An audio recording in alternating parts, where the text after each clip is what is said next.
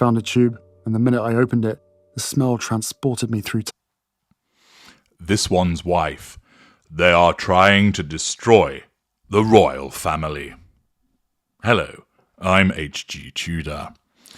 Yesterday, I asked, is it the case that This One's Wife is being backed by some dark forces? Are there mysterious, clandestine powers guiding her? And I also asked to what purpose? It's regularly suggested that one of the purposes is the destruction of the royal family, and this has popped up again. As Georgia Pierce writes for GB News, Prince Harry and This One's Wife have been criticised by a top American psychiatrist for changing the surname of their 2 children to Sussex. The change comes as the Duke and Duchess reportedly made the switch to unify the family with their brand and website. See Parts Passim, whereby this is purely being done as part of the objectification of the 2 children. Sussex.com replaced their former website, archwell.com, promising to bring more personal updates about Harry and This One's Wife's life and work.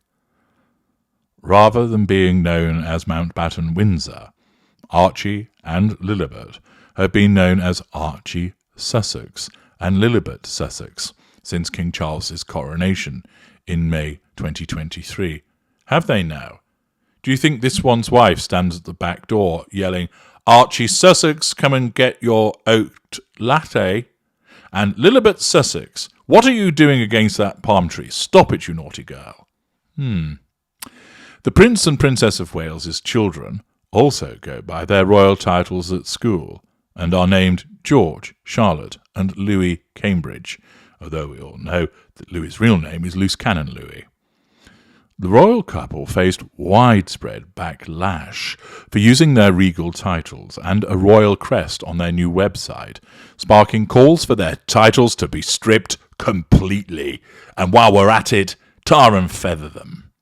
Speaking to GBN America, psychiatrist Dr. Carol Lieberman has called the move by the Sussexes desperate and a bid to cling to the royal family.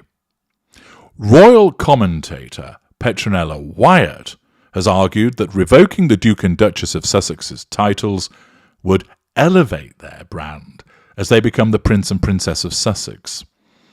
Dr. Lieberman told host Mark Dolan, they are getting desperate, ever more desperate. I think This One's Wife thought that when they went back to the United States that she and Harry would be very popular. Well, indeed she did. They made all these plans about charities and so on, and she thought that they'd be able to do this just by carrying over the royal titles that they have and the history that they have and not doing any work as royals.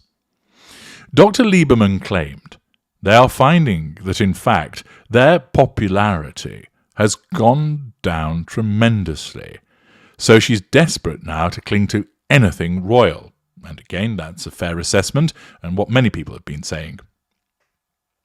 Host Mark Dolan said that the move by Harry and This One's Wife is crazy double standards, using the titles despite spending years attacking the royal family. Indeed, it's double standards, and it's the hypocrisy that you would expect from a narcissist. When asked if the move was pure hypocrisy, Dr. Lieberman agreed, explaining her daily plan and goal is she wants to be on the face of everything every day, and Harry is sort of an appendage. Well, the psychiatrist has got that right, that with her insatiable desire for fuel and the need for control, her narcissism directs her to achieve that by saying, I am the centre of the universe, and therefore what you must do is worship me. And I must appear on the cover of every magazine, and I must appear in every news item, and I must be spoken about, and you can read about me. You can see the pictures of me. Here I am, walking across a car park. Here I am, getting in a car. Here I am, with Richard's grin, leaving a car.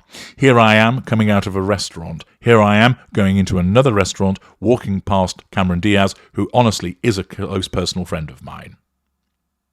Harry, of course, is merely an extension of This One's Wife. You know what's interesting, the article continues, I'm sure you've noticed this, how she's always pawing him and he doesn't do that to her. It's like she needs him, and that's sort of symbolic. She needs the royalty. In actual fact, she needs him in the sense of what he provides by way of fuel and character traits and residual benefits. But as I've explained to you, it's not a neediness in the sense of leaning upon him, but rather it is the physical assertion of control over Harry as the intimate partner primary source. This one's wife is rather touchy-feely. Her narcissism tells her that's okay because she's a hugger, that because she's kind and she's not stuffy. But in actual fact, that's just the excuse that her narcissism utilizes to encourage her to ignore boundaries, invade people's personal space, to touch them when perhaps they don't want to be touched, and of course to enable her to assert control and provoke a response by way of fuel. We've seen time and time again the way that she manhandles Harry with the grip of doom, the hand in the small of the back, pulling on his arm, the directing of him, the way that she cuts in when he's trying to shake hands with somebody. This all demonstrates her sense of entitlement, her lack of accountability for her behaviour, her absence of boundary recognition. Here, this American psychiatrist clearly identifies the nature of the dynamic that takes place, although doesn't go so far as to actually call it what it truly is. Probably for ethical reasons she's prohibited from doing so, even though she may well think it. And once again it's been suggested that this activity is being undertaken to try and destroy the royal family. Is it the case that they are? Not as a primary purpose. This one's wife wouldn't shed any tears if somehow the royal family was destroyed, albeit, of course, that would be the cutting one's nose off to spite one's face behaviour that you see with many lesser and mid-range narcissists, because if the royal family was no longer going to exist, then that would mean that the only reason why this one's wife is famous would disappear, and therefore she would be consigned to oblivion. Instead, what she would rather come about is that she somehow becomes the royal family, that somehow she is the one that's worshipped and they are all dispensed with, that somehow perhaps they're all put to the sword, or, as she mentioned, that just one plane crash away from becoming queen. Her primary aim, of course, is the pursuit of the prime aims, to control people, to draw fuel, to get character traits and residual benefits. And that is not necessarily the destruction of the royal family. Indeed, she can pursue those things without having to destroy them. Naturally, she will look to nullify threats to control that come from the royal family, but largely there aren't any direct ones because the royal family is more or less ignoring her and Harry as a consequence of expert advice.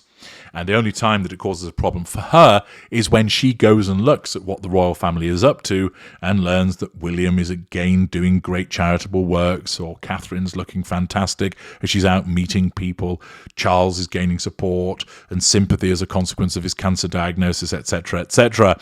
And as I've explained to you in parts passim, all of this gets under her skin. Whilst she would find the destruction of the royal family most entertaining, it isn't her primary aim. Her primary aim is herself. I'm H.G. Tudor. Thank you for listening.